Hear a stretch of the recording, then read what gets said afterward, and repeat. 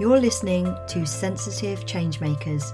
This podcast is created for highly sensitive leaders and is designed to support you to embrace your strengths and gifts so you can feel more confident in your own mind and body and live a life with intention, purpose, and more importantly, joy. I'm your host, Kate Carter, a fellow HSP who has a BA Honours degree in education, is a fully trained and qualified professional coach and NLP practitioner, and has over 17 years of teaching and over 3 years of coaching experience supporting highly sensitive people. I believe that you can do anything you want to in this life, but that sometimes the path forward becomes muddy with self-doubt and fear of failure. It's my mission to help sensitive thought leaders peel away the self-doubt and stories holding them back, for them to see their own beauty and strength so they can increase self-confidence and self-trust through thought and embodiment work and see their path clearly and move forward confidently, living their life with intention and purpose. I would love for you to come and join us.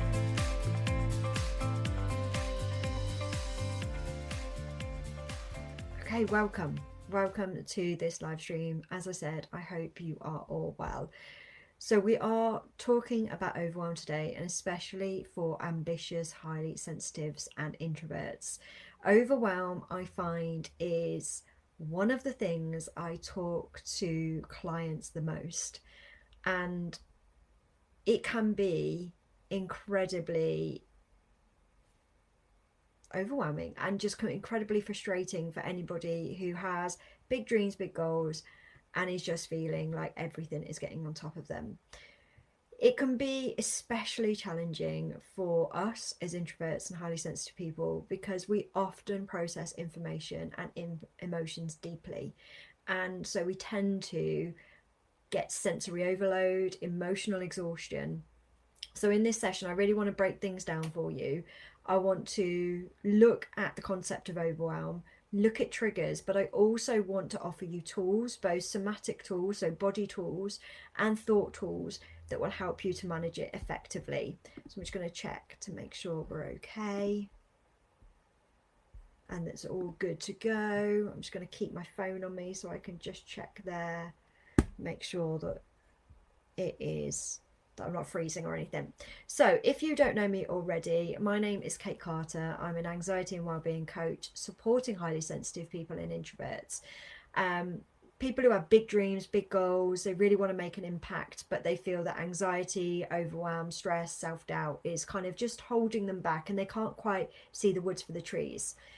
That's where I come in. I really love supporting individuals in this. I have been doing this for 5 years, just over 5 years, and longer if you count the years that I didn't do this when I was getting paid.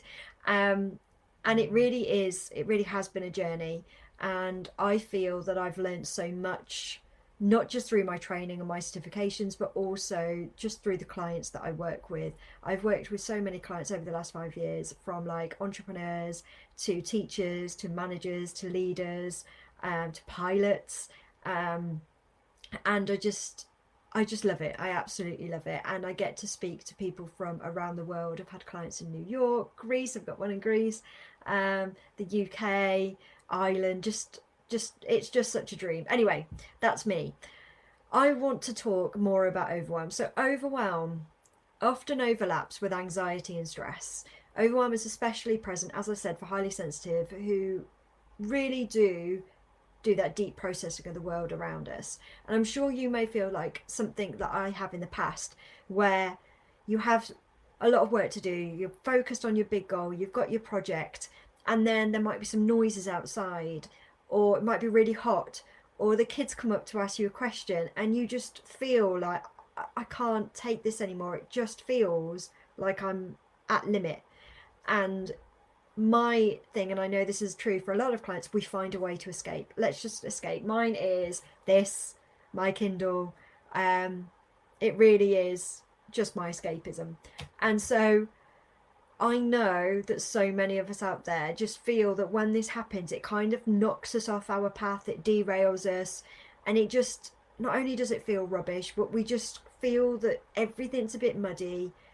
The way forward is muddy and we're not quite sure what step we need to take next. So what is overwhelm? Overwhelm is a heightened sense of emotional, sensory or cognitive overload that occurs or often occurs when exposed to excessive stimulation, interactions or demands. And for us as highly sensitive people and introverts, that might be the external world around us, or it might be an internal, like those high expectations that we have of ourselves that we really hold ourselves up to. So I'm going to break these down a little bit further. So sensitive to stimuli. So as highly sensitive, as introverts, overwhelm can arise when we are prolonged or exposed to prolonged social interactions, so loud environments or fast-paced settings. We need almost that recharge and solitude, and if we don't get it, that in itself can lead us to overwhelm. Okay, for highly sensitives especially, even just like lights, sounds, smells, chaotic environments, again, all of those things may well trigger us into feeling overwhelmed. We've got this processing depth where we really do like to process in a lot of detail. And I'm smiling as I say this because I know this comes up a lot for me, and I know it comes up a lot for clients, is when is enough enough? When do we get to this stage where we've done enough, we've gone deep enough, we don't need to go any deeper? Where is that balance? Where is that boundary? And that can be really tough, especially if you're navigating this on your own, especially if you're doing what you've always done. It can be really difficult to understand when processing depth is a strength, and then when it becomes a hindrance, when it becomes something that's stopping us from getting further and moving ourselves forward. We've got emotional reactions. Emotions are huge, and I was talking about this to a client today. We are taught in society so often that it's not okay to feel certain emotions. It's not okay to feel sadness. It's not okay to cry. It's not okay to feel anger. And as highly sensitive people, we feel these emotions a lot. Like they take over our whole being when we feel them. And because of this, it can really create that sense of overwhelm just by feeling an emotion. The flip side of this is that we can often push our emotions down because we were taught that they weren't okay to feel. We end up pushing them down. It's like that volcano situation. You're pushing them down, pushing them down, pushing them down, and then they're going to erupt at some point. And that in itself can be incredibly overwhelming if that is our kind of normal way of dealing with things. And again, no blame here. I definitely was in that later camp of just, it's not okay for me to feel these feelings. I better push them down. Just get on with it. Just get on with it. Push it down, push it down. And then I'd wonder why I'd get like days where I was just in a daze or completely overwhelmed by the tiniest of little things, because it wasn't necessarily the best thing for me to do at that time, is to push things down. So we need to kind of be aware that our emotions are big and learn how to sit with those emotions in a really kind of safe and gentle way. And the last thing is need for recovery. We do need that solitude and that extra time to recover, process, think it. You know, meditation for me was one of the biggest aha moments I had in a physical sense, because it enabled me to have that time on my own. So I hope all of that kind of makes sense so far. My fan is being extra loud today, so I hope it's not too much for you. So that's how overwhelm can present itself and why it presents itself, especially in highly sensitive people and introverts. What's really interesting is the root of that. And we've spoken there quite a lot about, you know, stimuli, so overwhelming by emotional stimuli, which is absolutely a real thing. But one of the other roots that might be coming up for you here and that you might not even be aware of is unresolved past experiences of trauma. And we're not talking about, so we've got big trauma with a big T and little trauma with a little t. Everybody has little trauma in their life, just from being alive and surviving. So I'm talking about the little t's here as well as the big T's. And they can be, you know, things as simple as not being okay to cry, or being told that it's weak to cry, or, you know, being told that it's not okay to be angry. Those sort of things, yes, they're only some, you know, little traumas, but they have an impact on the way that we see the world and the way that we see ourselves in the world. So that could be something that's coming up for a lot of us. The other thing is perfectionism. Now, I don't mean here, although it can be the case, the perfectionism where we feel that we need to get everything perfect. Every bit of work, every bit of our project or our masterclasses, whatever we're putting together has to be perfect. That's not what I'm talking about here, although it might be the case for some people.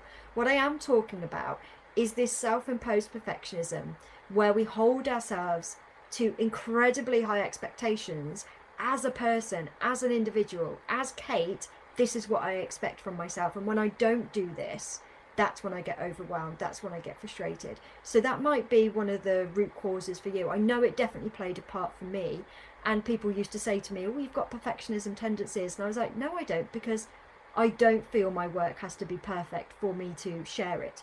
But I do hold myself to incredibly high expectations of me as Kate, and so that's been something I've had to really work on, and it has come out. If I'm not aware of that and I don't spot it, it does come out in overwhelm. So I hope that makes sense. And you know, you can have an overwhelm cycle where you have anxiety, stress, overwhelm, they all overlap, and it becomes something that stops you from taking action. You have that inaction, which leads to more stress because you're not doing what you wanted to do and you can't see your way forward, which then leads to more anxiety, stress and overwhelm, which then leads to more inaction, and it becomes that cycle. And this not only affects our minds and our thoughts, but it affects our body as well. And so I'm going to break this down into two parts. I'm going to break it down looking at the thoughts and looking at the thought processes, and then I'm going to look at body and somatic practices, because I think the two together is really where we get the kind of winning combination from. So first of all, awareness. We need to identify the triggers. We need to identify the situations and the events where overwhelm is there, where it pops up for us, and that's going to be different for each of us. But we can't change something we don't know. So we do need to create that awareness, which feels like the boring part of this, but it's so important. So we need to get into the mind of the observer. What is happening? When I'm feeling overwhelmed, what's happened during that day or that 24 hours that's led to that? Because what I know to be true is you can have delayed overwhelm. So you might feel like you've been on it. So a great example of this is the weekend for me, or what used to be the weekend. I would work all week, get to the weekend, and I would plan stuff to do on Saturdays and Sundays because I got to choose what I did on the weekends. Work wasn't imposed on me. I got to choose what I did. And then by Sunday evening, I was wondering why I was kind of just staring into space and just almost like shutting down, finding a place to go and take myself off, shutting myself in the toilet away from the kids and the husband for like 5, 10, 15, 20 minutes. And I wondered why that was happening. And it was because it was this delayed overwhelm. It was me having way too much on my plate during the week and then not giving myself the time at the weekend to rest, to recover, take that really kind of step back from things. I just kept going, and then that's why that overwhelm came in. So I hope that makes sense. Yours might be very different, but you need to understand and get in the eye of the observer, get my words out, and work out what's going on for you. So what I would suggest here is reflection. I always think with clients when we're doing this work, reflection at the end of the evening is one of the most simplest and most effective ways to do this. So just before you go to bed, and if you've just sat in your bed and just before you go to sleep, just have a couple of minutes of thinking like, did I feel overwhelmed today? If not, great. If you did anything happen that day? What was going on for you? It might just be the amount of things you had to do. It might be one particular thing. But you will, the more you do this, the more you'll get an idea of, I was okay until that last thing. In which case, that feels like there was just too much on your plate. I was okay until, and it might be the same thing that's popping up. Okay, that's interesting. We want to look at this with curiosity and like a playful nature, because if we come at this from a judgmental blame, that's just going to be where we start beating ourselves up for not being different, and we don't want to do that. We want to honour who we are. We are trying the best that we possibly can with the tools that we have. So let's move forward with that in mind. And so you might pick out something that's happening all of the time that's like a common denominator, if you like, of every time you're feeling overwhelmed. That's great information to know, because that means you can put something in place to help that. So awareness first. Then having a look at what you need to put in place. Now I'm going to go through some kind of actionable steps that you can think of, and please, as always, pick what is useful for you. I'm just going to have a bit of water.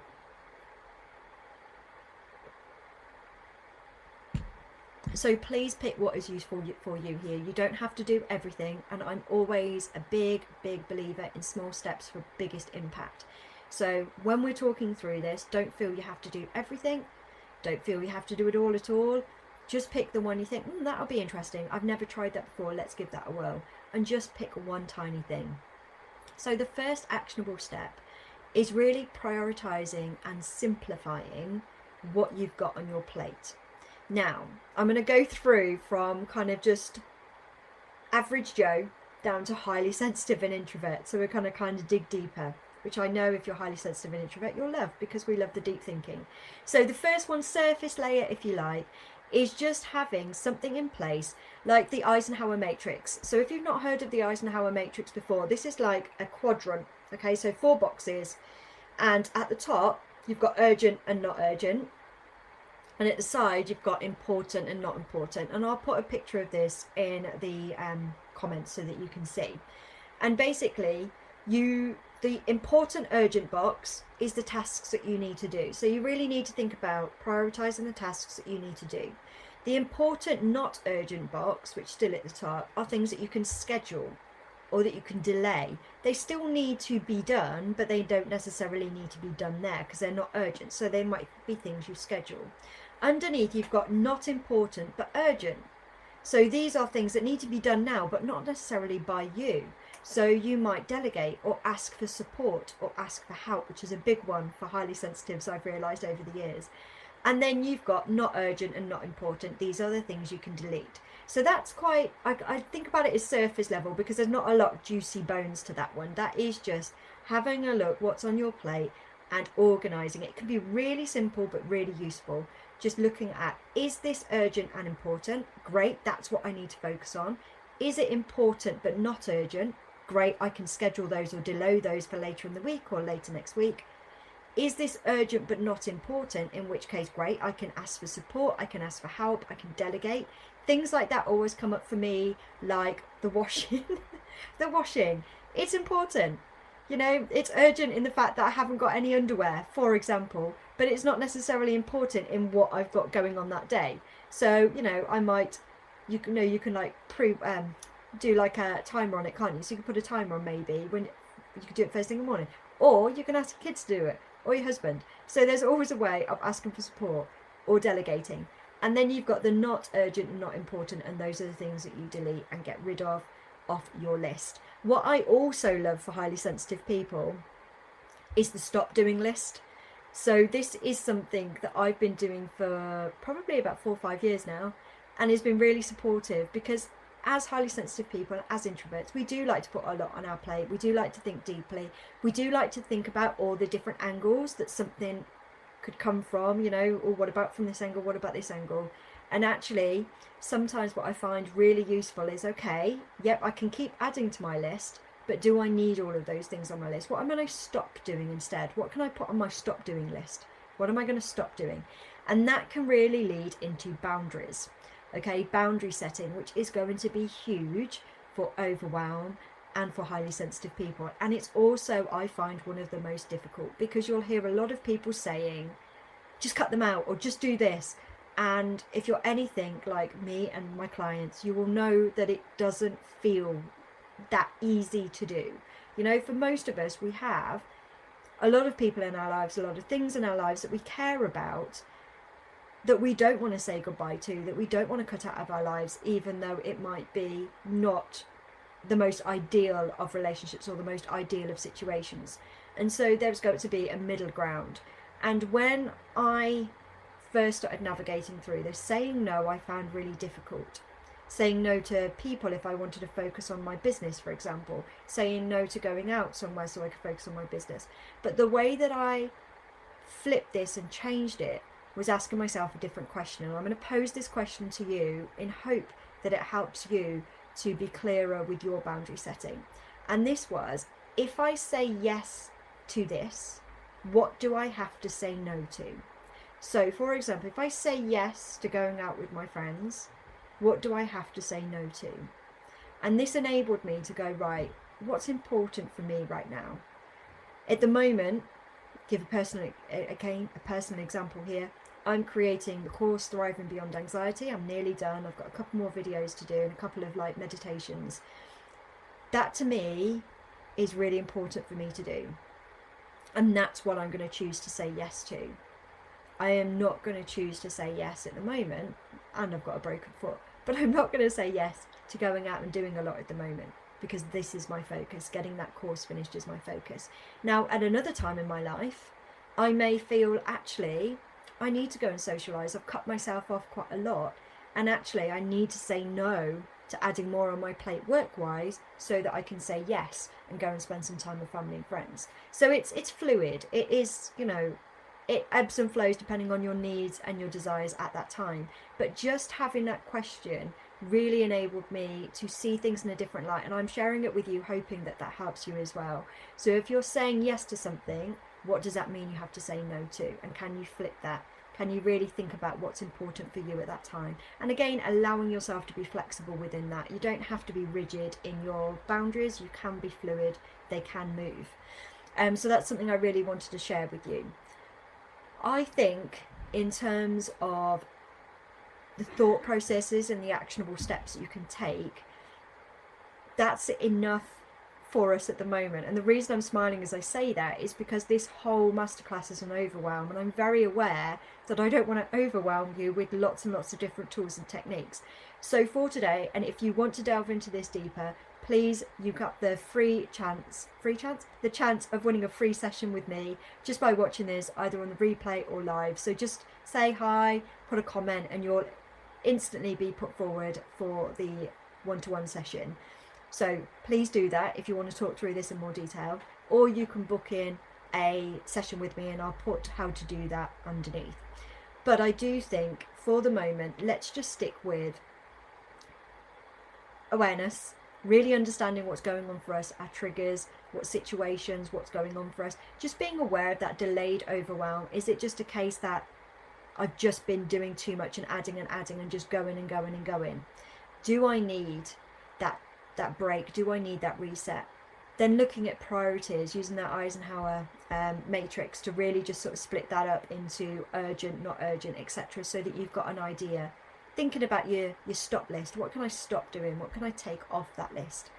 And then leading into boundary setting and really looking at, if I'm saying yes to something, what does that mean I have to say no to?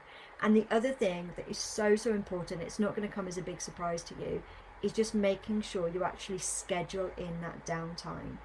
You, as a highly sensitive person, as an introvert, you get your energy from that processing, that thinking time, that alone time. So how can you schedule that in? This was a big one for me, and I kind of fought it for quite a while because I thought it was a weakness.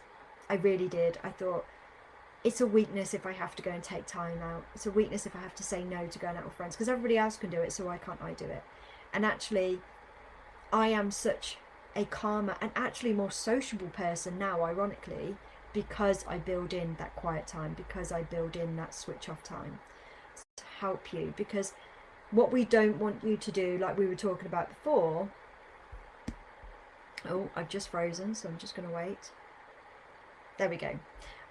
What we don't want to happen is what we were talking about before, where you get completely overwhelmed to the point of frozen, and you're absolutely frozen in the moment. You don't know what to do, where to do, what to do next. Can't see the woods for the trees, brain fog. We don't want that. So these practices are there to support you in the moment when you're feeling overwhelmed, when it pops up. So the first thing, won't be any surprise to you, is breathing. And this is an old traditional one, and it's old and traditional and a good one because it works. And there's lots and lots of different ways that you can do this. Now you've got box breathing, which is a good one generally for anxiety and things like that. So if you feel that you're overwhelmed with a bit of an anxious kind of edge to it, then this one will be really useful. So with this one, and again, when you're when you're doing any kind of breathing, you really want to focus on breathing from your diaphragm and not from your chest. Now, you can't see the whole of me here. I mean, I can't stand up because of my broken foot, but I want you to imagine, so you can see my chest. My chest is going to stay quite still, and I'm going to have my other hand on my diaphragm. When I'm breathing in, that diaphragm is getting bigger. You've got to let go of the ego here, because that belly is going to come out. So you're looking at round about your belly button. That belly is going to come out as you're breathing in, and as you're breathing out, that's going to go back in.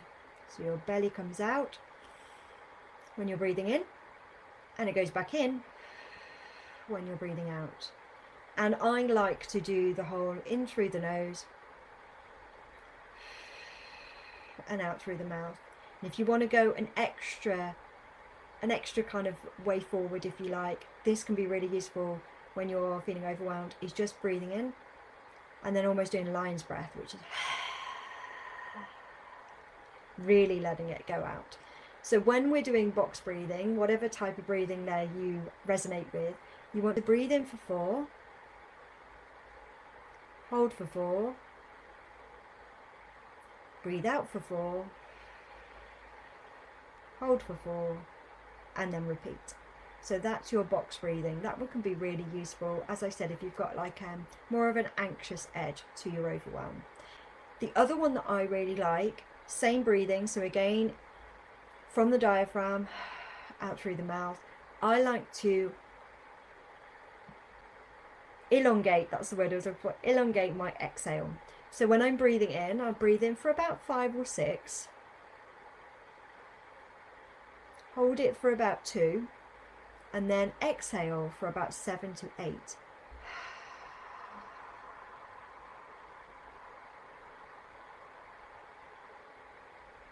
And the reason I like that one is because it reminds me that exhaling is the thing that activates that parasympathetic nervous system, that actually helps us to calm down. Because if we tend to be quite anxious and overwhelmed, we breathe from our chest, our shoulders go up, and we tend to almost like hyperventilate. So by elongating that exhale, relaxing the shoulders, breathing from the diaphragm, you're teaching your body and reassuring your body that you're safe, you're protected, and it's okay. So whichever one of those resonates with you, give that one a go, and you can do it at any time when you are feeling overwhelmed. The other one is just some basic tapping. Now this is a little bit of EFT, if you haven't heard about this before, emotional freedom technique. And I'm going to put down my good friend Esme in this one as well. She is an expert in this. I am just going to teach you a basic one that I use and I've taught my clients to use, and it brings in tapping and EMDR, which is eye movement. And the idea here is tapping helps you to come back into your body, to be present, to be calm. If you think about a baby, when you're kind of tapping the bum to help them to get sleep, it's the same idea. It's a very self-soothing technique, okay, tapping is. And then the moving the eye from left to right.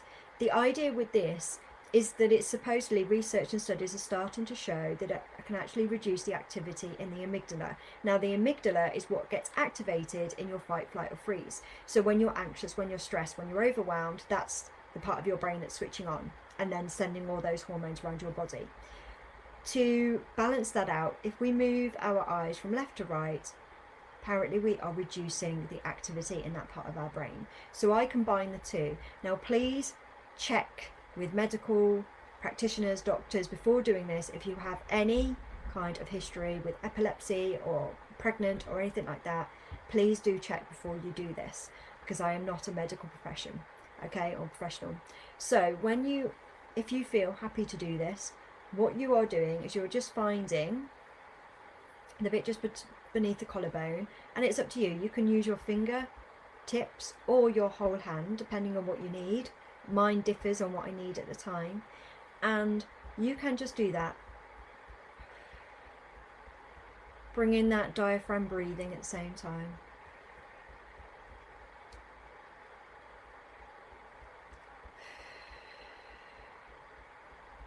And if this is all you're at, that's absolutely fine. But if you want to, you can bring in the eyes.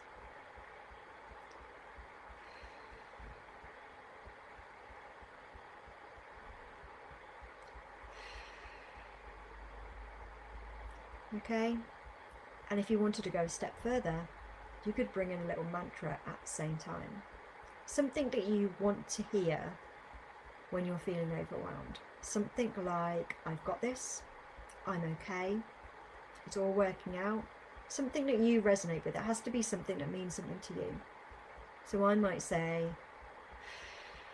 I've got this. I've got this. I've got this. And that can help us bring us back into our body and regulate our nervous system. So those are just two very simple techniques, tools that can help you in the moment. I hope that makes sense.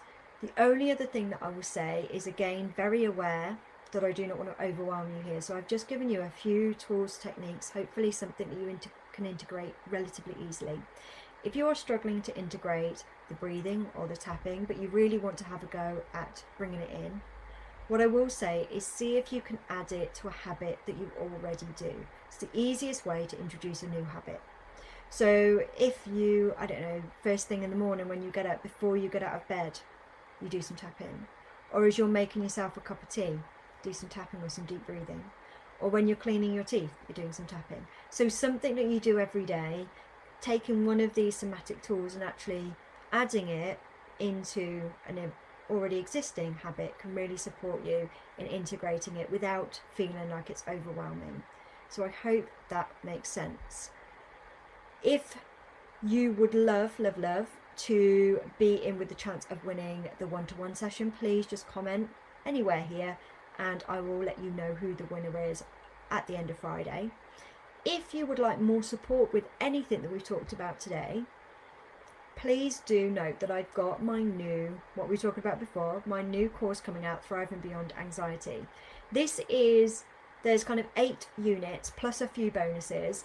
This is going to talk you through that awareness piece, through to the shifts, and the shifts are both body and thought processes, so a bit like what we've done today, looking at the thought processes, looking at the body changes, and then the last module is all about thriving. It's looking at our identity, it's looking at who we're moving into being. And again, what I make really clear in this course is you are not changing into a brand new person. If you think about it like the onion, you've got the onion, that's the core of you, that was who you were born to be.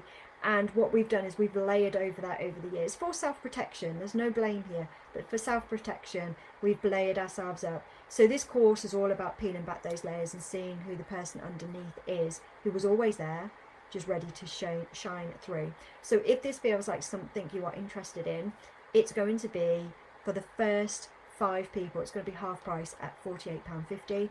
It's a self-led course, but there are 2 opportunities for you to book in one-to-one sessions just to support you through the process. And you can ask and email questions at any point during the course. If this feels like something you are interested in, I'm going to put the link in the comments so that you can sign up to the waiting list. I'm nearly done with it, so I will let you know when it's ready for enrollment. Okay, sending you so much love, guys. Okay, see you soon. Thank you so much for listening to this week's episode. If you have any takeaways or any questions, please do reach out to me either through Instagram, LinkedIn or Facebook at Kate Carter Coaching, or you can email me at kate@katecarter.co.uk. I always love to hear your feedback and the things that you have taken from the podcast. If you know of any other highly sensitive people, then please do share this so that I can reach more and support more highly sensitive people to embrace their strengths and gifts. As a thank you, I will pick a winner every month for a free 15-minute coaching session with me. Thank you so much.